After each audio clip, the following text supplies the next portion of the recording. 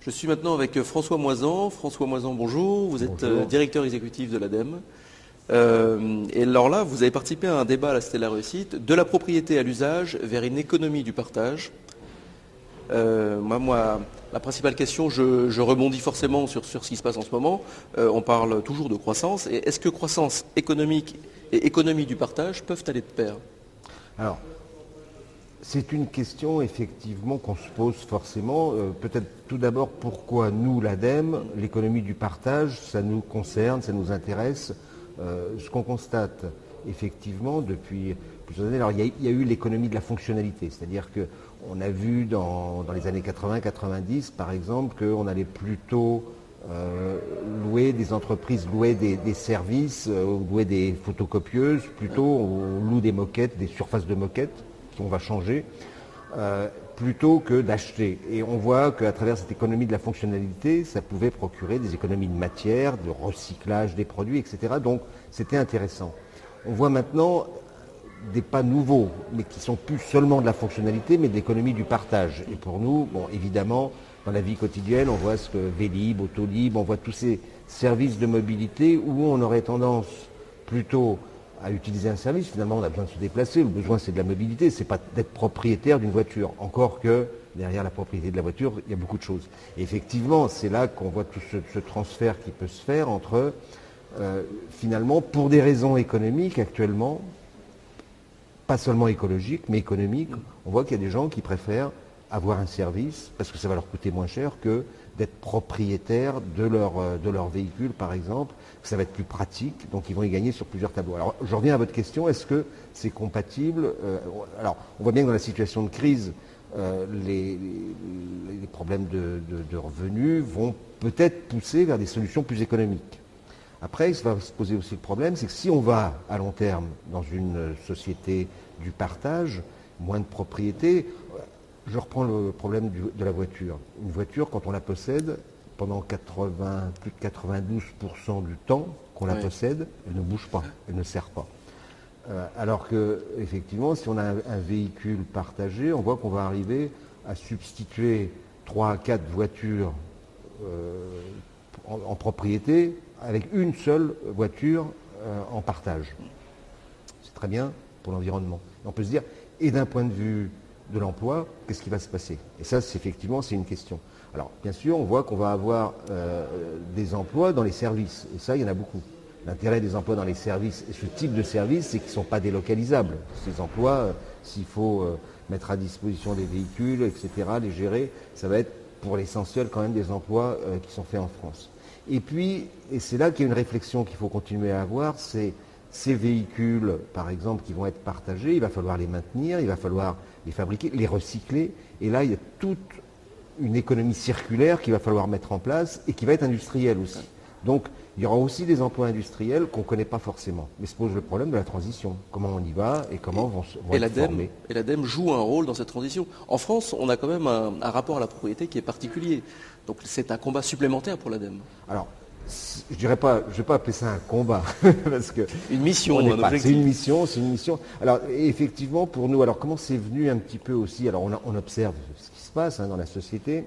Et puis, on a une attitude, on a une démarche prospective qu'on conduit parce que, par exemple, on doit mettre en œuvre des expérimentations avec ce qu'on appelle les investissements d'avenir que l'État nous a confiés. Donc, il faut faire des expérimentations de ce que seront les technologies, mais aussi les organisations de demain.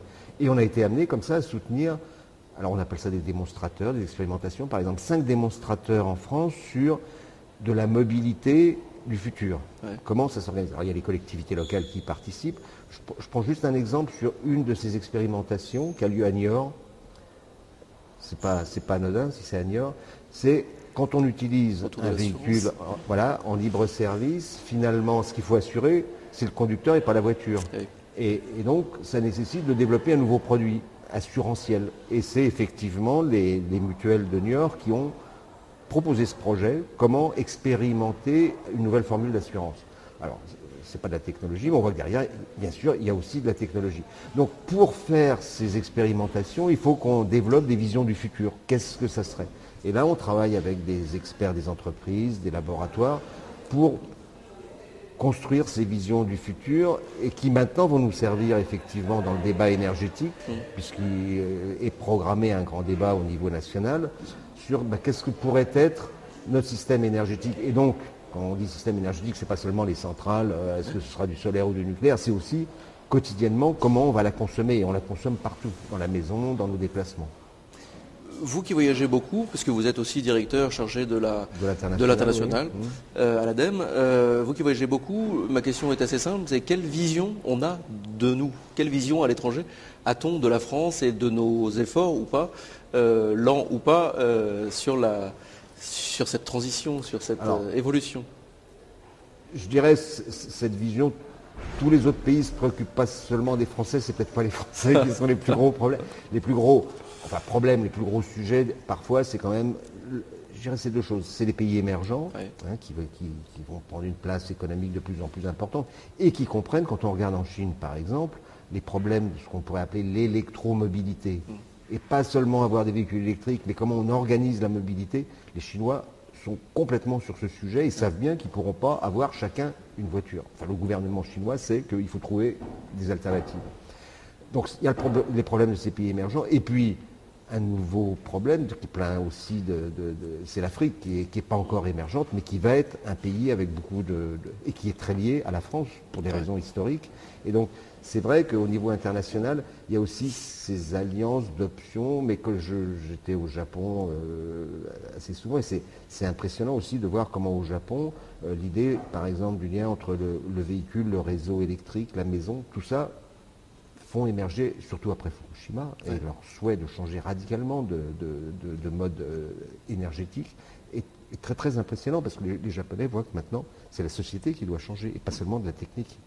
C'est sûr qu'une catastrophe de cette ampleur-là permet un changement beaucoup plus rapide, finalement.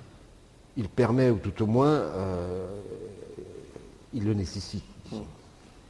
Toute dernière question, c'est une question rituelle, une question que nous posons à tous nos invités. En 2012, selon vous, qu'est-ce qu'on partage le plus volontiers?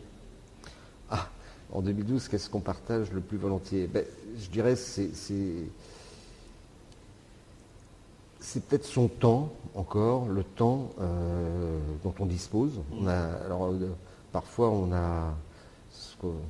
parle de budget temps. On a un budget temps pour les déplacements, on a un budget temps, et je pense que c'est encore quelque chose qu'on partage malgré la crainte que tout se passe de façon virtuelle. Dans les suivis des consommations, des ménages, etc., on regarde, on voit cette prégnance de l'écran, des liens virtuels, mais on voit que finalement, les gens, les Français, conservent un budget temps pour se rencontrer, pour se partager donc ce temps. C'était le mot de la fin. Merci beaucoup, Monsieur Moisin. Merci.